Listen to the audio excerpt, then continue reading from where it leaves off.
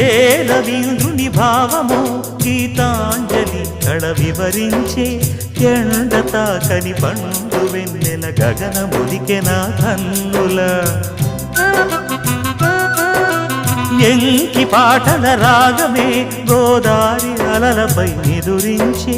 మూగబోయిన రాగమాలిక ముసిరె నిపుడు నా గొంతున సంగీతమా నీ నింగిలో విరిసిన స్వరములే ఏడుగా వినబడు కరివిల్లెక్కడా తెలుపుమా తెలుపుమా